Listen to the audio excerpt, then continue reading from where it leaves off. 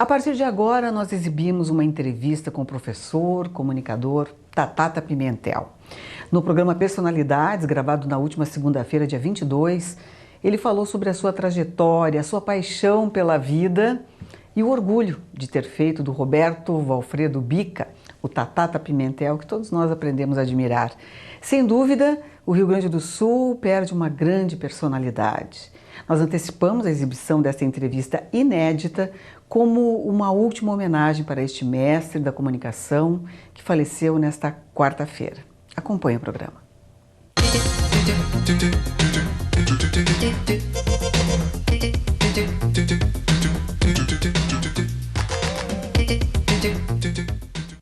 O nosso convidado de hoje tem uma personalidade irreverente e ele é fascinante também pela sua cultura. É professor, doutor, jornalista, apresentador, fala 4 idiomas, apaixonado por literatura, especialmente a francesa. Este é Roberto Valfredo Bica Pimentel. Você não sabe quem é? Eu vou facilitar. É o Tatata Pimentel. Seja muito bem-vindo. O convite me é muito honroso, mas agora que eu estou descobrindo que o programa se chama Personalidades. Tu inventaste que eu tenho uma personalidade para participar desse tipo de programa. Quem é que inventou isso? E toda a população gaúcha que te conhece e que sabe da tua qualidade enquanto mestre, enquanto apresentador e comunicador no Rio Grande do Sul. Eu fico muito elogiado. Ainda fico muito elogiado. Ai, que bom então. Tatata, vamos voltar um pouquinho no tempo.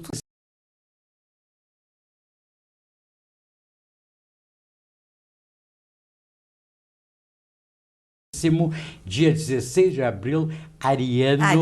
E segundo o horóscopo, um ariano perfeito. Que maravilha isso. Pais, a mãe era professora, né? Professora de francês? A mãe era professora. Não, nem existia isso na época. A minha mãe era professora do Alegrete. E como só havia uma escola na época em Alegrete, a escola, se não me engano, Oswaldo Aranha. Meu pai é carioca, empresário, a minha avó é do Paraná. Se encontraram todos em Santa Maria, meu pai vindo do Rio para trabalhar em Santa Maria, minha mãe vindo do Alegrete para trabalhar em Santa Maria, minha avó vindo junto, minha tia. Eu só nasci em Santa Maria, não temos parentes, nem amigos, nem nada. Passei 6 anos e de muda para Porto Alegre. Nossa, quanta gente em Santa Maria. Não é à toa que dizem que Santa Maria é a capital do mundo. Eu acho muito simpática. No meu tempo só tinha ferroviário e exército, mas pelas reportagens que eu fiz vida fora, eu fui muito a Santa Maria, e uma cidade que tem uma universidade muda de perfil completamente. Ela tem um perfil diferente de todas as cidades do Rio Grande do Sul, com exceção de Passo Fundo, Rio Grande, que também tem várias universidades e muito competentes.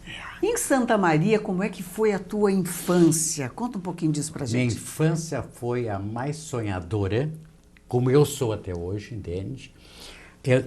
Meu pai construiu uma casa, Rua Duque de Caxias, 175, perto da Pracinha dos Brinquedos. Centro. Naquele tempo era Coração, hoje já é do centro ali. Mas eu fui criado pela minha avó. Meu pai viajava muito, minha mãe passava manhã e tarde e noite na escola normal Olavo Bilac. A minha avó ficava em casa, sou eu e 2 irmãs, eu sou mais velho, uma casa de 2 andares, naturalmente com galinheiro, jardim, e nós tínhamos, a minha avó trouxe do Paraná, eu te digo escravo, claro que não era, e foi o grande amigo de infância, o negro, que era negro, e a minha avó pegou, adotou quando tinha 7, 8 anos de idade, e trouxe para Santa Maria, e foi tratado pela minha família como membro da família até morrer com 99 anos. Então era a minha avó e o negro a correr pelo galinheiro, a matar a galinha. Eu adorava ajudar minha avó a matar a galinha, cortar o pescoço. Então, horror, eu sempre fui sádico. Fazer isso aí, a minha avó cozinhava maravilhosamente bem.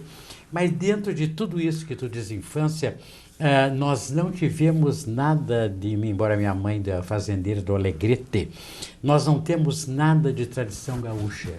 A minha família, até a morte do meu pai e da minha mãe, nunca foi de time de futebol. Nunca foi de ir a estádio, nunca se fez churrasco na vida, na minha Chimarrão. casa. E até hoje eu tenho várias ruínas que a gente ganha no decorrer da vida jornalística, não sei fazer chimarrão. Nossa. Então nós não temos nenhum vínculo, entende, local, Tradicional. aqui, tradicional daqui. Então aí eu resolvi viajar pelo mundo e ficar internacional. Olha só, resolvi. mas muito mais fácil isso. O quê? Essa tua opção de viajar pelo mundo e se tornar internacional foi muito mais Eu fácil. ganhando como professor e lecionando em Cachoeirinha, que foi meu primeiro emprego de professor, eu viajava anualmente pelo mundo inteiro. Eu não sei como é que eu conseguia. Que maravilha. Eu não sei de onde é que eu tirava o dinheiro e a coragem. Vieste de Santa Maria para Porto Alegre. Tu lembra da tua primeira impressão? O que Lembro. te marcou assim quando chegou em Porto Alegre? Inclusive, escrevi nessa primeira impressão o Sérgio Gonzaga, diretor da URGS, lá da editora da URGS, fez uma série de livros, Nós os Gaúchos. E o primeiro foi de noite, pelo trem noturno, aquele vagão imenso de grande que vinha de São Paulo, em francês,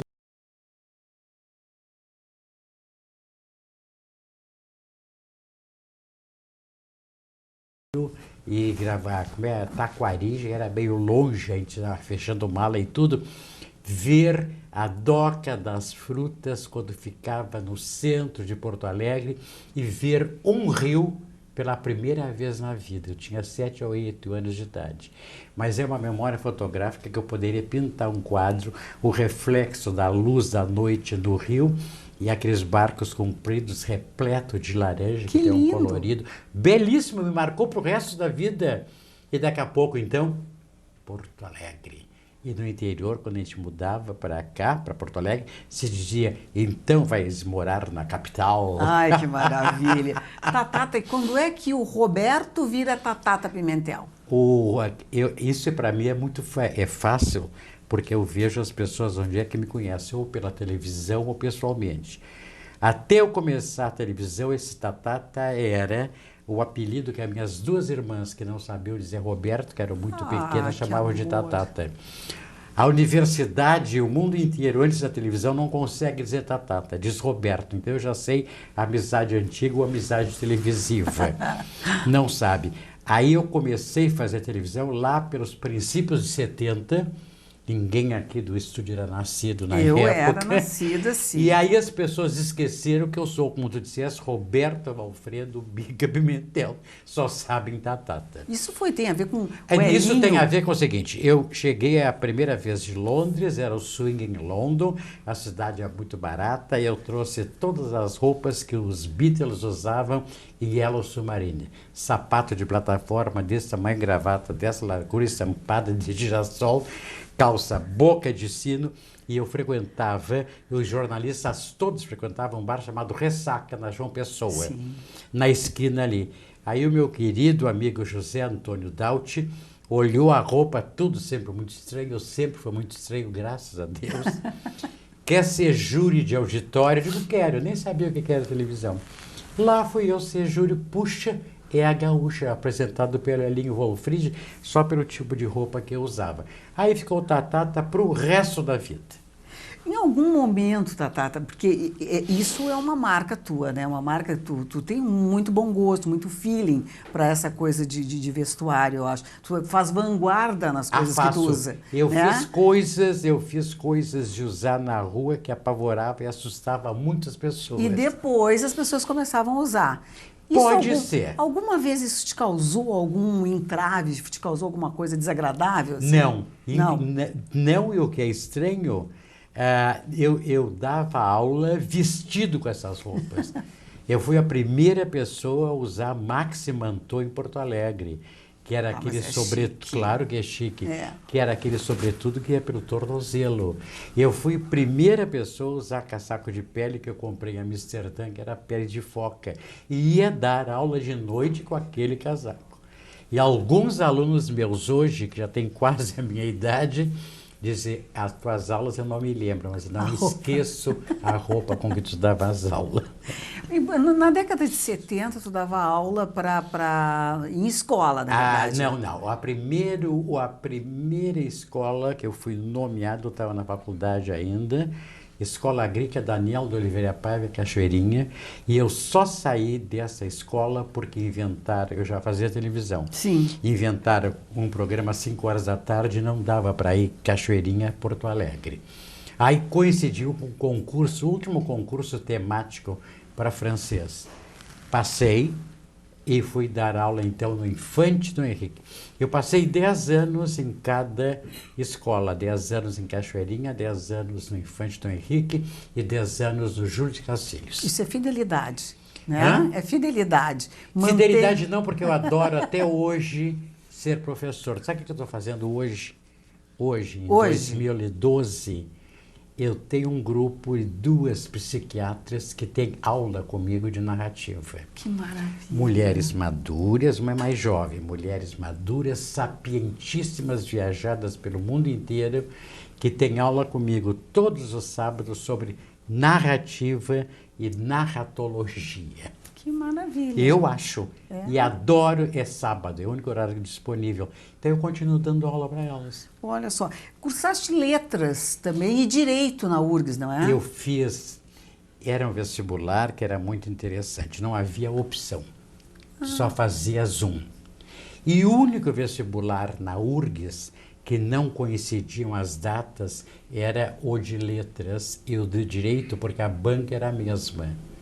Eu pedi o paz, no latim, Isolda, paz, mulher, na português. Então, era o único vestibular que dava para fazer um em letras e outro em direito.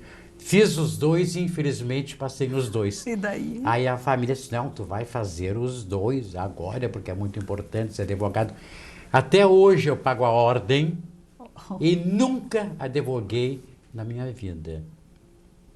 Então, mas serviu para alguma coisa, certamente? Serviu para as amizades que eu conheci, desde o Odônio ao Plauto Faraco de Azevedo, Madeira, essa gente que está em Brasília, famosa, foi a última turma do direito e que os professores eram todos sumidades. Que maravilha. Era fenomenal. Agora tem de colocar o seguinte, isso foi antes da ditadura.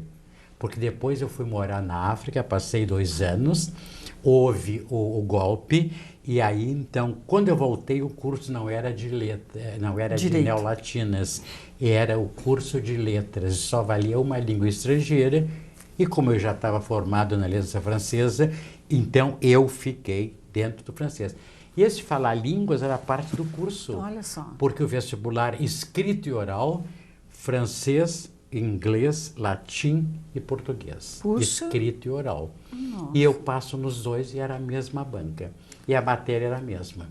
E na verdade, quando é que começou então, quando é que começou essa tua paixão pela literatura francesa? Parece mentira, minha mãe era professora de literatura, eu tive várias tias professoras primárias, uma irmã minha, antes de fazer a FAMECOS, Publicidade e Propaganda, nas primeiras turmas, foi alfabetizadora no Colégio Rosário, e a minha paixão não é literatura, a minha paixão é leitura. Leitura. Hoje, quando eu saí da televisão, realmente, depois de 35 anos de televisão, eu tenho 24 horas por dia para ler. Leitura, qualquer coisa? Eu sou leitor. Qualquer coisa? Ou tens uma preferência? Tenho uma preferência, que é a literatura. Tenho uma preferência, que são os clássicos. Eu não posso ler os contemporâneos, porque eu tenho de reler os clássicos, coisa que tu não termina nunca na vida. É muita coisa. E eu leio em várias línguas.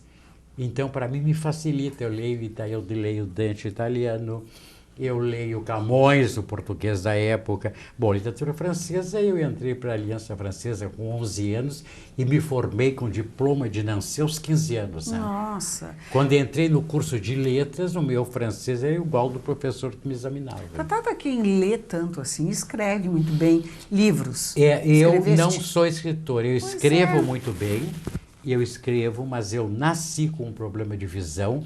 Eu tenho 1/10 de visão no olho direito e agora, com a tela do computador, a tela me ofusca. Nossa. Me ofusca muito, muito, muito, e eu não tenho visão de profundidade.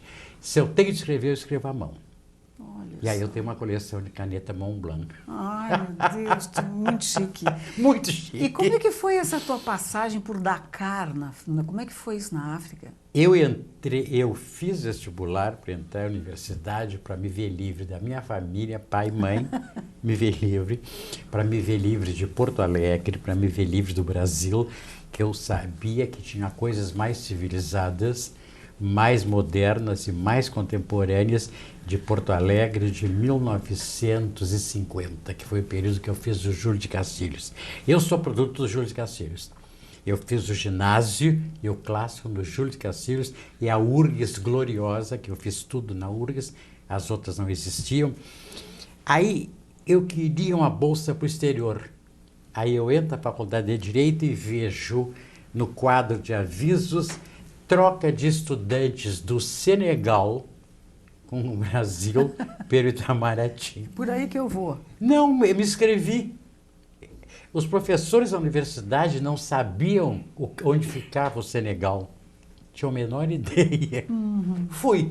Avião Correio Aéreo Nacional de hélice, girando, atravessei Recife, Dakar. Foi ao Rio, aquela coisa toda? Fui ao Rio, peguei o passaporte especial que eu tenho até hoje, visto do Senegal, para estudar, porque a Universidade do Senegal é a maior universidade francesa fora da França. Nossa! A África inteira estudava na faculdade de Dakar, que já era 20 vezes maior do que a URGS. Quanto tempo tu ficou lá? Eu fiquei 2 anos, 1 ano e meio na universidade, e como eu estava em Neolatinas, então eu preparei o seguinte, 2 meses na Espanha, 2 meses na Itália, que não queria mais sair, que é uma coisa fenomenal, e o resto do ano em Paris. Peguei o outono e inverno em Paris e cheguei no Brasil 5 de dezembro, 2 anos após. Quando eu cheguei era um outro Brasil.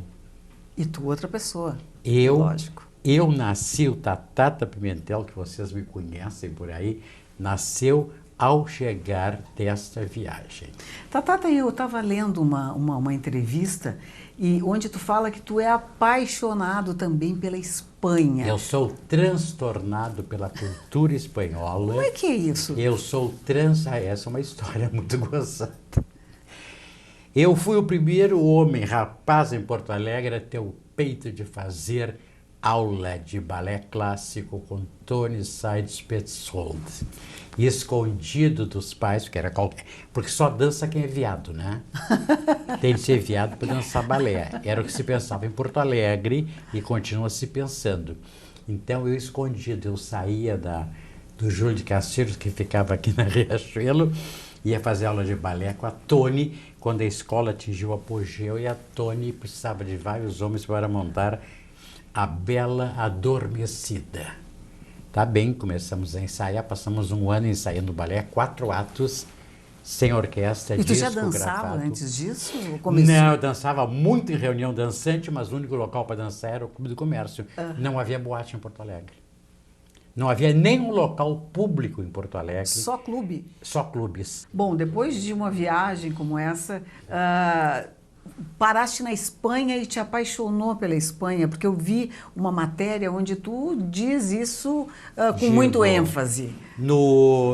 Na escola de dança da Tony, ela contratou um professor espanhol de flamenco. A primeira vez que em Porto Alegre tinha alguém que dançava, ensinava flamenco.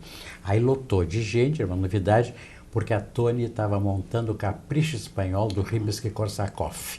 Era o Marcelo Miralles. Aí eu entrei de cabeça no flamenco, já conhecia espanhol, já falava, já escrevia, e aí a minha paixão pela Espanha caiu de ponta cabeça. E então depois, tu dança flamenco até hoje? Danço, a Cadica queria dançar comigo. Ai, que maravilha, A Cadica Tatata. dizendo, vamos nós dois fazer o coroamento do meu espetáculo. Eu digo, a Cadica. Aí outra coisa que ninguém sabe, toco castanholas a nível internacional. Mas e quando é que vai ser esse show? Nunca, só para mim em casa. Não sou louco. Outra coisa que pegava muito mal. Então, imagina o fruto de que cidade, que cultura eu sou. Tinha de ser muito maricas para tocar castanholas. Hoje, balés masculinos e os homens inteiros tocam castanholas. E esses espanhóis com as companhias que vêm aqui inteiro, naquele tempo, tinha de ser maricas homem que tocasse piano, tinha de ser maricas homem que dançava, tinha de ser maricas homem que falava francês, tinha que ser maricas... Tudo isso eu suportei. E tem uma prova gaúcha, sob medida, quando o Charles Trenet veio cantar no Cinema Imperial, a população inteira de Porto Alegre, os playboys que estacionavam em frente ao Clube do Comércio, que era o Imperial ali, se reuniram 200, 300 pessoas para vaiar o Charles Trenet, porque era um homem que cantava francês, logo era um homem viado. Nossa Senhora. Ele cantou a Baixa de Vaias. Isso era o Porto Alegre que eu nasci. Meu Deus. É. Viver com uma situação... Não, eu sobrevivi, não sei como. É verdade. Era um preconceito nessa cidade. Que não me mata me fortalece, diz aquele dito popular, Como eu né? nunca liguei para... Se eu ligasse para a opinião dos outros, eu jamais teria feito televisão. Uhum. Essa coisa da homofobia hoje está muito aberta, o pessoal... Hoje, mas naquele tempo era normal. É verdade. Naquele tempo era completamente normal. Sofri bullying no Júlio de Cacilhos, na hora da aula da ginástica, para ninguém falava em bullying, nem se podia reclamar, nem nada. Eu sou sobrevivente. Olha só. Em Porto Alegre aqui. Isso eu acho que o pessoal da cidade ou do Rio Grande do Sul nunca foi atacado frontalmente, entende? Mas já tive várias colocações impedidas, entende, por causa disso. Mas que coisa. Mas É. hoje não mais, né? Não, olha, não mais porque eu nem ligo mais. Bem, eu acho que uma vida como essa que tu levou, tu deve ter sofrido muitos preconceitos, mas hoje não mais. Olha, levei, mas eu me cheguei perto dos intelectuais de Porto Alegre. Gente do Instituto de Artes, gente do grupo de dança da Tony, gente que pintava, gente que escrevia, como a Lara de Lemos. Esse tipo de gente eu não sabia que existia, que estava disponível em Porto Alegre. Então parei de frequentar o que hoje eu chamo, e até gozado, parei de frequentar a canalha. Ou então fui frequentar a canalha mesmo, que não era o establishment. Aí descobri Manelito de Ornelas, Luiz Fernando Veríssimo, fundamos um jornal Lupasquim, no Encoraçado Botequim, que todo mundo escrevia, que era bem debochado, era bem a minha cabeça, entende? E aí sim resolvi que existia uma faceta de Porto Alegre que não era a faceta que eu conhecia. Comecei a descobrir essa gente, pintores, escultores.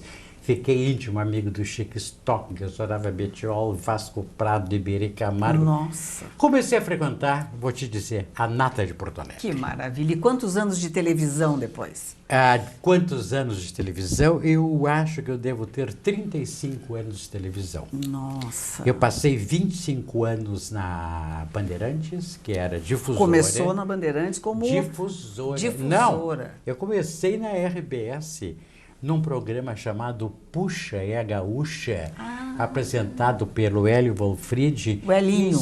Helinho. E estava no auge ser jurado de televisão. Era o máximo da carreira de quem em televisão ser jurado. Eu, Elke Maravilha, milhares de Mas pessoas. era o quê? Era show de calouros, isso? Show de calouros, exatamente como é hoje. Não alterou nada, nada, nada. Depois eu fui para a Difusora, Domingo Alegre, com Ivan Castro. Depois da Difusora fiz, quando a Globo depois retirou o título, Show de Mulher, que era um programa fenomenal. Fantástico esse.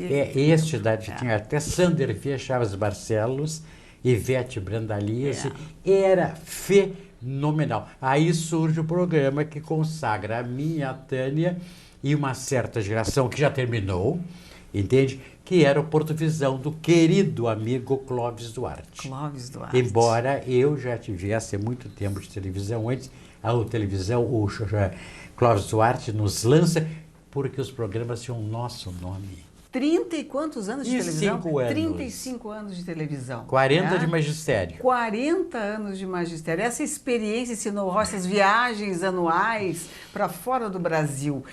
Sente saudade da televisão com tudo isso? Nenhuma. Nenhuma? Nenhuma. Eu, há 2 anos antes da RBS encerrar a carreira minha e da Tânia Carvalho, que é uma geração que terminou. E não quero que vocês entendam mal a comparação. A Hebe termina a apresentação de programas de auditório. Foi ela que inventou e ela termina, porque o que se faz hoje é muito abaixo do que a Hebe fazia. Todo o Brasil chorou a morte da Hebe. A aposentadoria minha e da Tânia termina a temporada Porto Visão, que aprendemos a fazer sem laptop, com o menor cuidado técnico, improvisado e ao ar. Então, com a minha saída da Tânia, nós terminamos uma geração. E agora vem outra geração, que é outra cabeça, outra filosofia, muita juventude. A RBS fez muito bem, agradeço de coração a RBS vai agora fazer o que tu quer na vida. Tata, tu acha que a espontaneidade se perdeu um pouco? Não, não tem mais, não. Não, nem o Jornal Nacional não tem espontaneidade, porque quando o VT não entra na hora e eles ficam petrificados, não sabem o que dizer. É pasteurizado, né? Pasteurizado. Não, ninguém tem. Porque outra coisa, aí pode ser ofensivo, me desculpe a quem eu ofender, eles não têm condições de improvisar nada, eles não sabem de nada. Esses dias me disseram que a Simone de Beauvoir foi casada com Marcel Proust. Ela é 100 anos depois do Proust. No astral, pode ser. Pode ser na outra dimensão. Tu ouves coisas incríveis. Tu mora sozinho? Sozinho. Mas tu morava com sobrinhos. Eu morava, criei, já mandei embora, tem 30 anos, o sobrinho vai casar, vai fazer filho.